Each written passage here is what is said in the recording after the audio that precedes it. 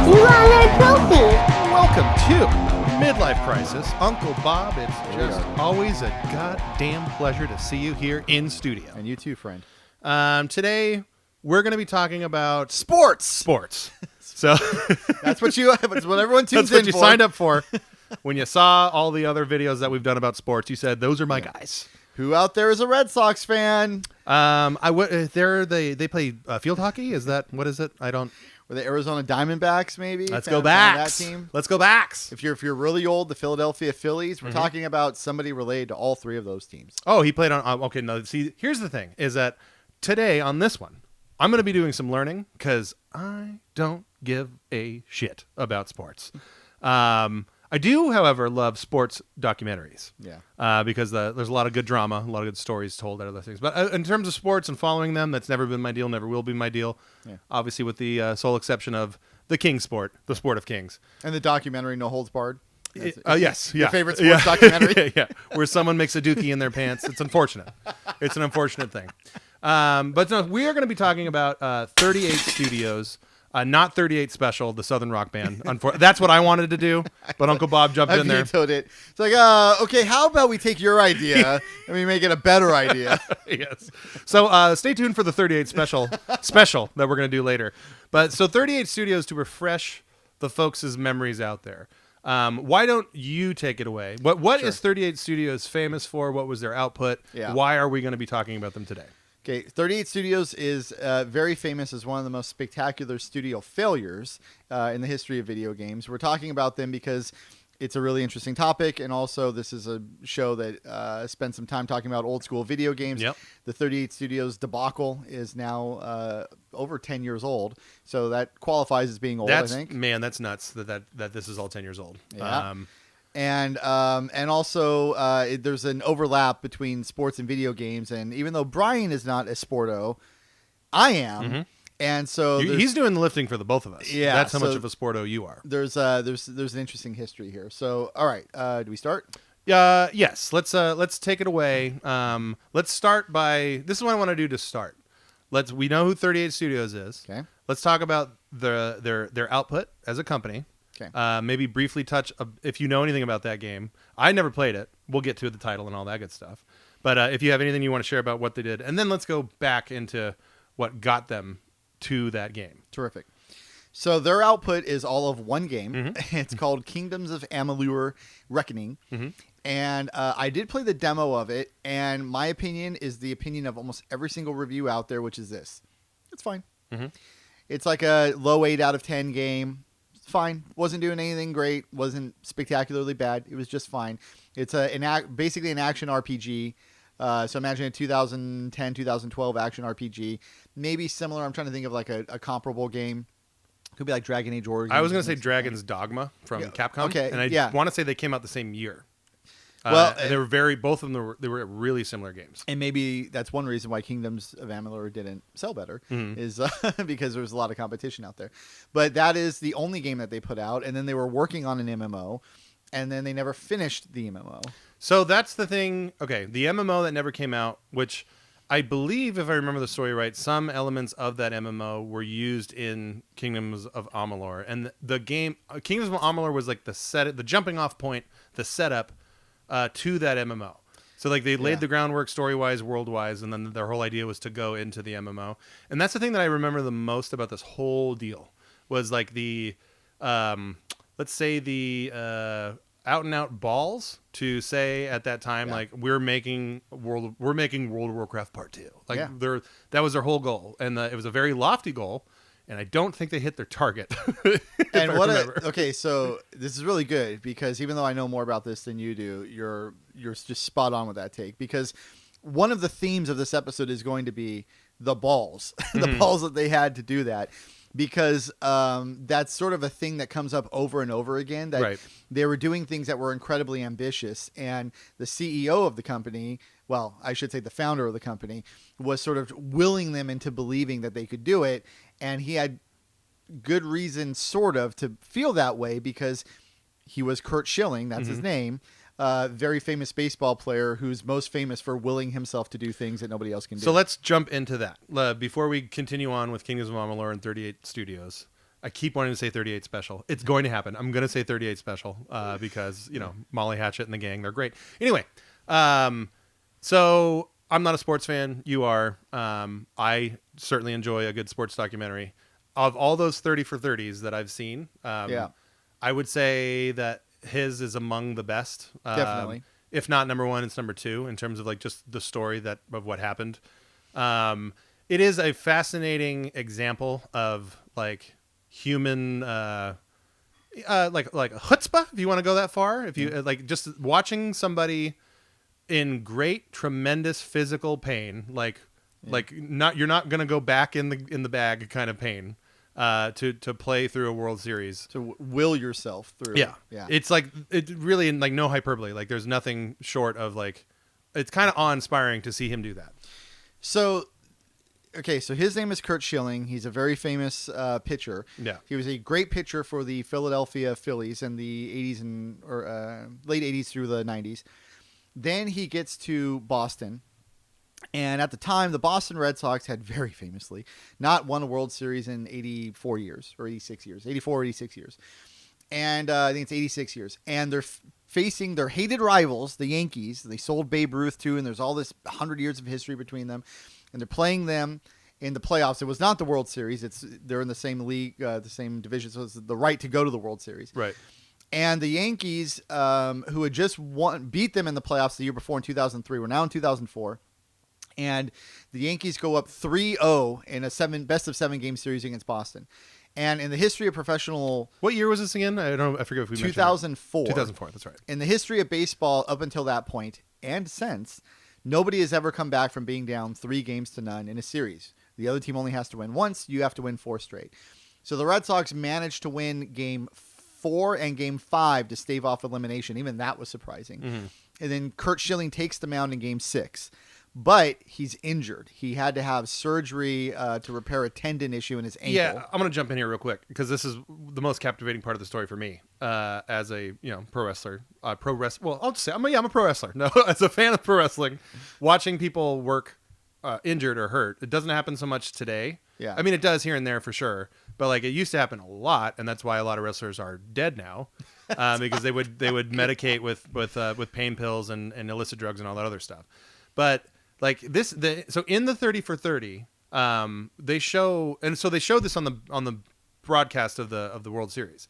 Like they show close-up shots of Curt Schilling's ankle. Yes. And he's wearing a sock. Yeah. But it's like you can see the blood like pooling out of the sock. Yes. It's disgusting. Yes. It's like watching like a Mortal Kombat fatality but on a baseball mound. This is all true. And like to see him like his facial reactions when he's pitching, and he's pitching very well, by the way. Like it's like each time he pitches, it's like he's being shot. As it was described in the documentary, which is true, when he would step to actually pitch, you could hear squishing. Yeah, it's so gross. in his shoe. Yeah. From the blood pooling there in the bottom of it. Right. So he's just like leaking blood. It's seeping through the stock. Of course, it's incredibly dramatic. So I think it was NBC was broadcasting it. So they have all these close-ups of it. And then he goes out and he pitches. I think it's like 7 or 8 innings. He gives up like 0 or 1 runs. It was just an incredible performance. And when you add the stakes, the fact that they're coming back from 3-0, so that game forced Game 7. They won Game 7. So it's the first and only time ever in the 150-year history of baseball that a team has ever come back from 3-0 in a series. So there's that. Then they go on to win the World Series. First time in 86 years they've done that. He's a part of that team. We're blowing over this, but a few years earlier in 2001, he was also a member of the Arizona Diamondbacks when they beat the Yankees in the World Series to give Arizona its first World Series. So he's just this playoff hero, this clutch performer, this guy who came through and brought championships to 2 different teams that have never had championships before, including, well, 2 teams, one had never had a championship before, the other waited 86 years to get a championship, and then he's responsible for that. He was the Sports Illustrated Sportsman of the Year in 2001, and he was on track to become a first ballot Major League Baseball Hall of Famer. Yeah. We'll get back to that. But anyway, so in 2004, he's just on top of the world. Okay. In baseball, when you're a pitcher, you only pitch once every 5 days. You got to let your arm rest. Right. So it's a great life if you have a $20 million a year contract and you're only participating in the sport once every 5 days. What do you do for the other 4 days? Well, Kurt Schilling played World of Warcraft basically all day for the other 4 or 5 days that he was not. So pitching. do you know how that came to be? Because like when I think of I think today's a little different than how professional athletes used to be. So today it's common. I think a lot of people when they're traveling on the road, like doing away games or whatever the sport is, like the Nintendo Switch exists. Yeah, like there's a famous picture of LeBron carrying a PlayStation. Yeah, onto so a like plane. I know like that's gotten a lot bigger in terms of like the dudes spending their time playing video games and stuff like that, and also just by virtue of these guys being younger, they grew up with video games. How old is Kurt Schilling? Like today, he's like 50s or mid 50s. Mid 50s. Yeah. So if he did grow up with video games, he grew up with 2600, that kind of a thing, and I'm sure he did. But like, do you know how he got turned on to World of Warcraft? Because it doesn't seem like a thing that a guy like Kurt Schilling would do. So first of all, I will ask you, dear sir, to put some respect on the name of World of Warcraft. I won't ever do that. I'm never going to do it. It was a phenomenon. I don't give a shit that it made money. It's a bad game. It's a glorified chat room. It's the best game of all time. And I'm done. It's my favorite game of all time. You're besmirching the great name. I am being very dismissive. Yes, that's true. In my research for this, he said his first computer ever was like an Apple IIe. Mm-hmm. So Oregon Trail. Good right. Man. Good so man. what I'm thinking is like he's he's older than me, but still he might have been in middle school or something, and they had a computer lab, and then he was just drawn to it. So it doesn't seem like there was anything other than just like you and I just being a person who has a natural affinity for video games, and somebody happened to put that in front of him. I wanted to know if he was like, if he did have some sort of a gaming history before. He did. Okay. He did. But you also imagine it's a little weird, right? Because he's a jock, and especially at that time, the nerd versus jock thing, that was a real thing in the late 80s and early 90s. The real that made a franchise of movies called Revenge of the Nerds, my friend. That's right. Very real. So nothing at all problematic with that movie. Not at all. Definitely don't watch it, and then don't use that quote from us. Please and thank you. Right. So Kurt Schilling, straddling the line between nerd and jock. Yeah. He was just always really into a real games. tweener. Definitely. Okay. So he's really into World of Warcraft. I remember that when World of Warcraft was huge, there was all these World of Warcraft podcasts, and there was a really big one called The Instance. Mm-hmm. And it went for over 10 years, but they actually had Kurt Schilling as a guest on at one point. And he would talk intelligently about like, hey, these are my characters. And I, of course, being the consummate World of Warcraft gamer that I was at the time, I was like, wow, he's not just like some idiot who's like, oh, I made a character, and like he really knows what he's doing. He's a high level player. If I could be so bold as to jump in with a related yet also semi non sequitur here, I'm gonna throw a name at you, and you're gonna blink at me like you don't know who I'm talking about. But George Corpse Grinder Fisher, and I'll go to you for the blinks, and there they are. So the singer of the band Cannibal Corpse, probably the Cannibal Corpse. Why did you just say Cannibal Corpse? It's way funnier to say Corpse Grinder. Yeah. The singer of Cannibal Corpse, which is I think inarguably the most famous death metal band of all time.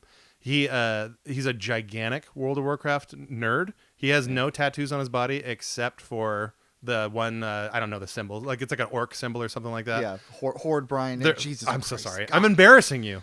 You never embarrass me.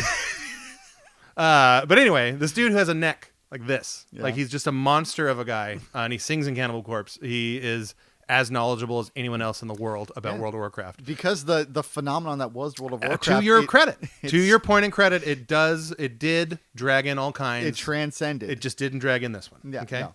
But other kinds, yes. The leader of Cannibal Corpse, licensed attorney, jock baseball player, Ozzy Osbourne. He did a commercial for it. I don't know if he loved it. You're right. You're right. Yeah, high level characters too. That was just after watching Perry Mason, he put it on. There's no two doubts about that. I like that song. It's a great song. Okay, so Kurt Schilling gets the idea that he's going to start a company. Yes. And the company is originally called Green Monster Games. It eventually changes its name to 38 Studios. He does this before he even retired. It was 38. This is an ignorant question, but that's his. I'm assuming that's his number. Correct. Yeah. Okay. That was it. Somebody else had the name Green Monster Games, so just okay. Well, my number 38 Studios, fine. So he hadn't even retired yet. This was like 06 or 07 when he started the company. But then in 08, he's still trying to pitch, but he's getting old. And then he gets injured, and he's like, okay, I'm retired now. And then immediately, his company had already been going for 2 years. Yeah. But immediately, he just dives into the business. Okay, they're already, he said he was founding the company to make an MMO. Okay, and remember, the company was founded in 06.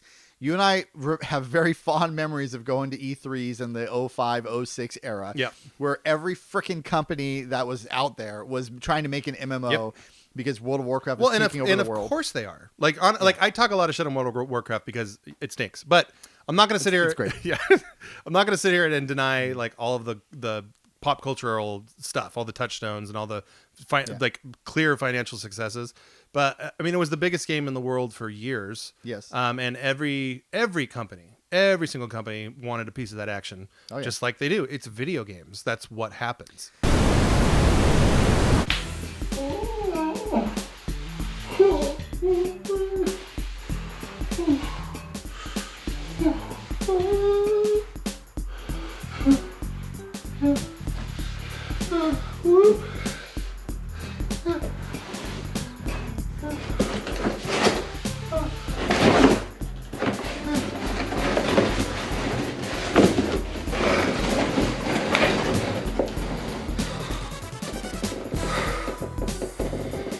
Suck you too. Oh, hold on.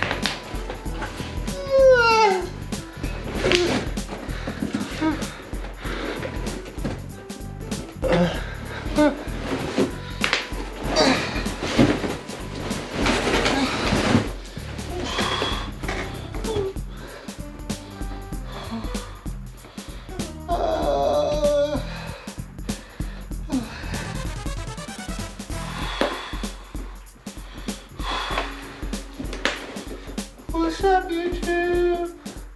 It's your boy, back with another laser disc review. I'm still out in the hallway of the apartment because of my fucking evil, impatient, unmature, fucking dickhead roommate. So financially, just imagine it. You have it peaked. First of all, 6 years after it was made. yeah, So for that amount of time, it was just growing in popularity. And it's not just like people are spending $60 once a year plus an expansion. It was $15 a month. Yeah. So for those 12-month subscriptions, that's like $300 a year, something like that, or $200 a year, times 10 million people playing the game. Yeah. I mean, so everybody wanted a piece of that. Including Kurt Schilling. I would even argue, especially Kurt Schilling. Yeah. So to his credit, I'm going to talk a lot of crap on him in this, but to his credit, this dude put in $50 million of his own money. It was half of his lifetime salary earnings. He earned $90 million during his career. He put 50 of it into this company. Yeah. I mean, that you can't, you cannot take, Homeboy doesn't pose. Like you can't take that away from him. He didn't just use his name and go get investors and use other people's money. He put up a whole lot of bread. And he had the ambition, and it wasn't just like, it wasn't fake ambition. He knew World of Warcraft, he knew MMOs, and he had ambition. And why wouldn't he? Right. He'd been very, very successful at what he had done, and a lot of athletes have the hubris, but it's like, if you get to that level, you've been able to back it up. You were the best player in your neighborhood. Then you're the best player in your high school. Then you're the best player in your county. Then you're the best player in your college. Right. Then you get to the major leagues. And then if you're Kurt Schilling, you're the best player at pitching in Major League Baseball. And then you win 2 championships. Why wouldn't he think I can just will myself into doing anything? Yeah. I want to make an MMO. I know MMOs. And so we're going to make the next World of Warcraft game, and I'm going to make this happen just like I've made everything else in my life happen, through just sheer willpower. And what they forget is that he just happened to be born with like 0.001% genes that allowed him to play baseball. You got to have talent and willpower and all that. But it's like, my guy, being good at one thing doesn't necessarily translate. It's not just like he obviously was, born with the genetics to be a world-class athlete. Yes. It's like he's born with the genetics to be a world-class pitcher, which is like, it's so That's also, specific. Like it's like a fraction of a fraction of the people on the planet that can do what he did. It's a really good point, Brian. I wish your opinions about World of Warcraft were as good as your opinions about Kurt Schilling. My opinions are what they are, and we'll leave it at that. All right, so he's having trouble. At the time they founded the company, they're in Massachusetts because that's where Boston was. That's where he lived. And they're having trouble with the Massachusetts government. There's all these pesky regulations. And he talked about it. Remember when we would do Kickstarter episodes? Yeah. And the gimmick with Kickstarter is that like the developers are telling the people directly, just give us money. These pesky developers publishers keep trying to tell us like what to do. Yeah. And trying to put all these rules on how we want to make our video games. You're right. We don't need any rules. We're Star Citizen and we know best. Right.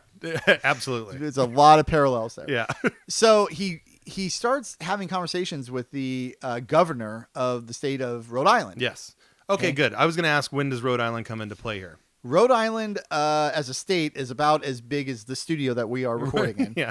And population 9. Yeah. and also they're very like little brothery to Massachusetts because Massachusetts like surrounds it. So the governor of Rhode Island, and by the way, this is happening in 2010 now. So we're in 2010. So it's the Great Recession. Right. Okay. Rhode Island's got an unemployment rate of like 13%. So it's like triple what the normal unemployment rate is. And they're desperate to get jobs. So the governor starts talking to Curt Schilling. Curt Schilling's like, I've got all this money. I put $50 million into this company. Right. And I just like Massachusetts is giving me so much grief about, like all this. And I'm just having all I've these got to problems. pay my employees. Yeah. Oh, man. So Rhode Island is like, hey, what if you move to Rhode Island? If you move there, what if we gave you a whole bunch of money to move to Rhode Island? And Curt Schilling was like, well, I couldn't do it for less than $75 million. He couldn't. He just couldn't budge. Okay, so at the time, these don't really exist now, but at the time, all over America, there were these things called like development commissions, economic development commissions. Yeah. And they were basically sort of quasi-government entities where it was government money, but they would have like business leaders, respected business leaders, and they would be sort of like the board of electors of a corporation, and they would sort of convince the state to make financial investments into business ventures with the hope that the state would make profit off of it later on. So just imagine your tax dollars buying stock in Apple or something like that. Well, I thought that is a thing that does happen still, where there's like, I mean, a famous example. Well, I'm about to say it now that I'm thinking about it. It's actually it's the Latter-day Saints Church and not the state of Utah, which is what I was going to say. So I'll just shut the fuck up now.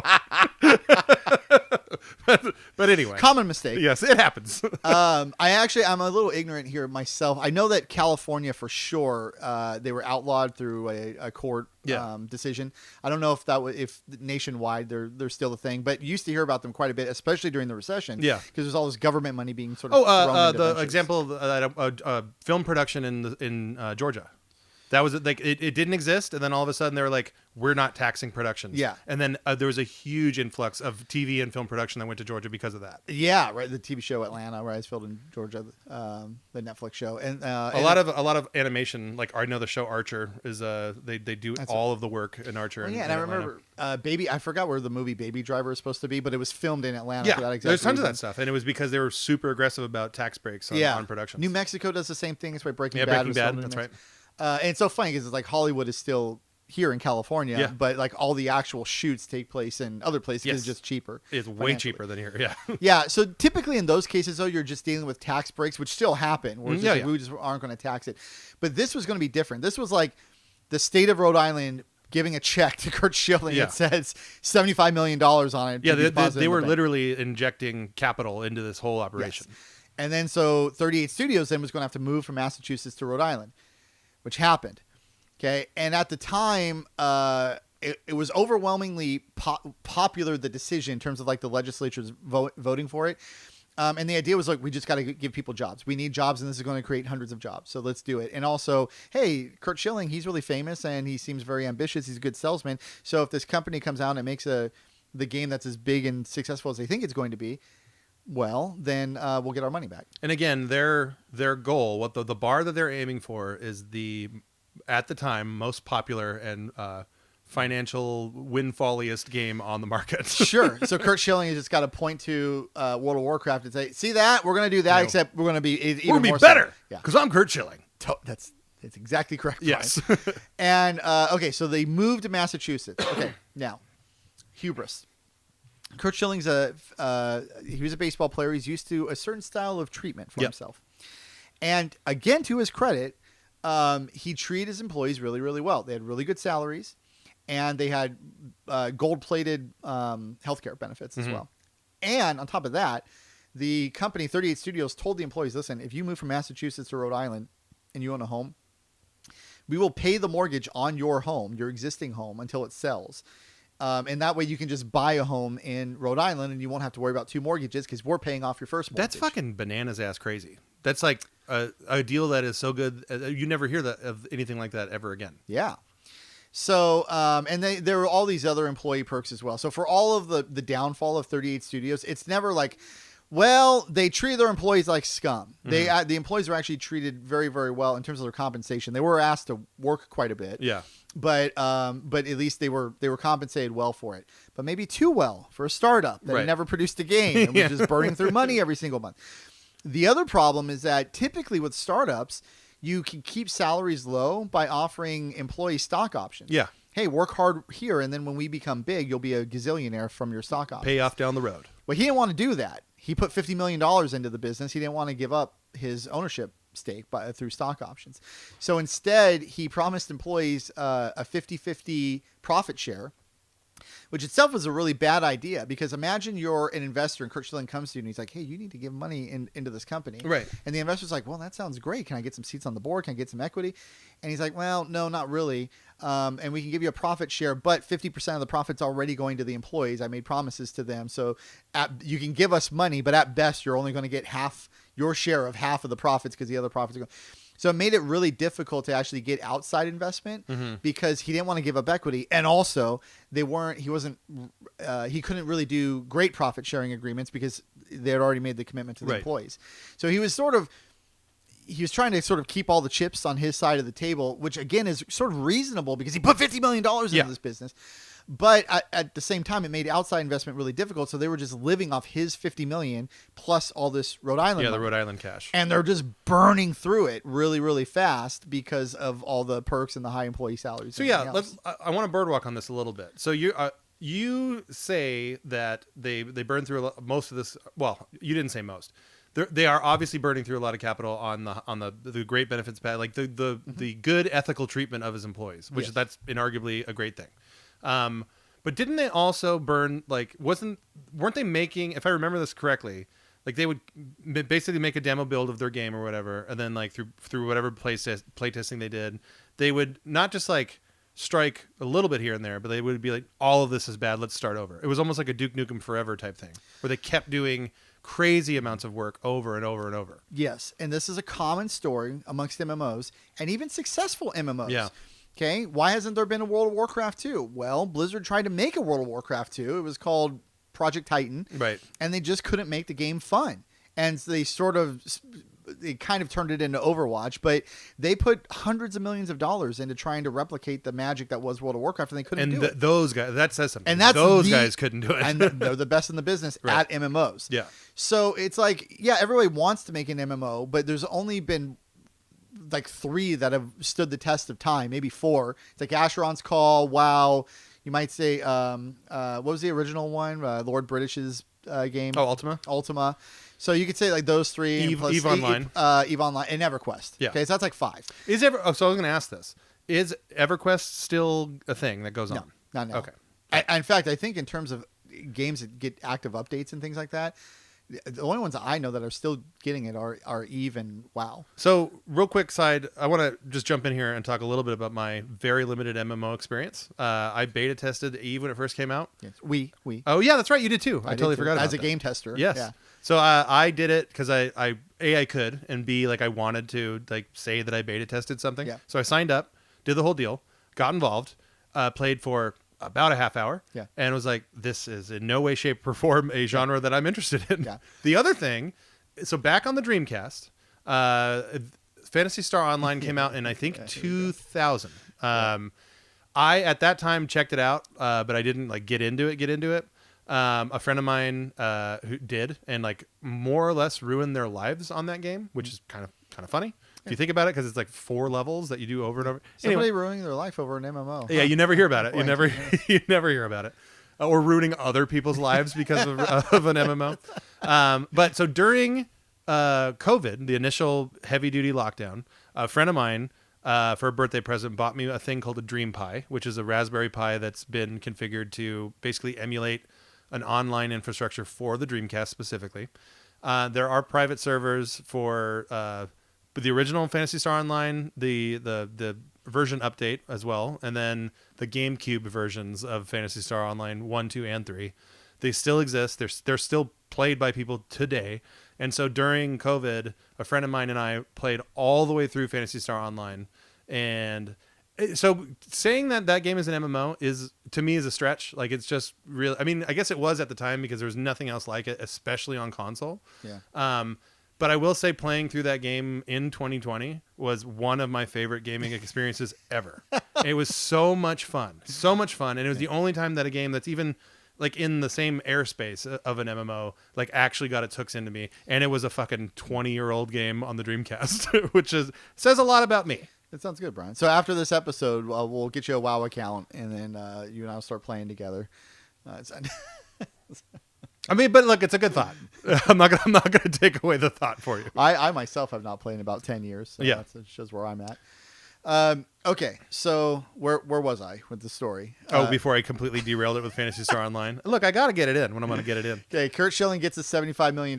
Yeah, he gets money from Rhode Island, and there's no... he's having trouble getting outside investment because they're spending too much money. Correct. So part of the money that they were spending, and by the way, I think I looked it up, and it was like $4 million a month, something like that. Just like going out the door. That's so crazy. Can I have one of your months, yeah, Kurt Schilling, you dick? I'm kidding. So just imagine like looking at the accountants every month. It's like, oh no, oh god, here goes another. It happened again. We got to stop this leak. So what they do then is they go out and they buy a developer that I freaking loved and love to this day. And that developer was named Big Huge Games. Big Huge Games I've referenced once on this show before in our first episode when we were talking about E3. They are founded by Brian Reynolds. Brian Reynolds is very famous for being basically the right-hand man to Sid Meier at when he was doing Civilization 2. Brian Reynolds spins away from Sid Meier and starts making his own games, and then he founds a studio called eventually Big Huge Games, and they're making RTS games, and they make Rise of Legends and Rise of Nations. That was it. Oh yeah, so they made a huge RTS called Rise of Nations. Yeah, I remember you. I remember you wearing the T-shirt. Is great. It's great, and it was a great T-shirt. Yeah, great T-shirt, great game. And then they make Rise of Legends, which is another game. And I was actually, so this is during the time that I'm actually in the industry as a game designer, working on an RTS. And so Big Huge Games was our direct competition. And they, I remember going to an E3 and seeing Rise of Legends. And they had a faction there that was based on Da Vinci sketches. And I just thought that was the most creative idea. I was like, that's so cool, man. There's no copyright issues. It's like, it's 400-year-old sketches. That's a really good point, yeah. But it's also the works of like this true artistic genius. So why not borrow from him and then just create an entire faction? He's not going to sue you. He's long dead. That's right. So they did that, and I was sort of mad and jealous that I didn't think of that. Yeah, and then Rise of Legends ended up doing okay. Wasn't quite as great as Rise of Nations. I assume that they had capital problems. They eventually they start working on a different game, a game that's non-RTS. It was going to be a third-person action RPG, and then 38 Studios comes along, buys them up, and they take that game and they say, "Hey, we're working on this this brand. It's called the Amalur World." And how about you take your game and then just convert it, reappropriate the assets for our brand, and then we'll release that, and that'll be the first game. Okay, yeah, I actually remember all of this stuff happening. Okay, so that, and then the one game that they ever put out was actually that game. So it's sort of even more tragic or hilarious, depending on your viewpoint. 38 Studios proper never put out a game ever. The one game that the business ever released, they basically bought it, was actually the game that they bought from Big Huge Games. That's fantastic. And then in the game, it was kind of a good idea. It was supposed to be like, this is a game, you can play it, and it's going to introduce you to our universe and our world and our lore and everything else. And they needed to do that because they paid obscene amounts of money to two very high-profile individuals at the time, R.A. Salvatore, who did the lore for the game. It was like a 100,000-year history of the universe of Amalur. Right. His contract, by the way, was $2 million. Never paid. Allegedly, online sources. He was the guy that didn't get paid. He was no. many people didn't get paid. Well, towards the end, yeah. Okay. Yeah, but he never got paid $2 million for coming up with all the lore of the game. And then the Spawn creator Todd McFarlane, he came up with the artistic aesthetic for the game. Okay. So this is like pretty, especially at this time, pretty high profile for video games to have that kind of people with that kind of pedigree behind it. And that's also, and I think Todd McFarlane did get paid, and so that's part of the money going out the doors to him. Gotcha. Well, I think on any note, Todd McFarlane's name is mentioned. It's probably a good time to end it right here. But this is obviously the end. This is just part one. We're going to come back with more talk of the Schillingverse. Because this shit to me is endlessly fascinating, and especially the fall. The fall is coming. The fall is that's where the juice is, baby. Yeah. We're at the beginning of the fall. Yeah, we're gonna crack this coconut open and we're gonna have a nice drink of it. So come back on part 2 where we get into that stuff.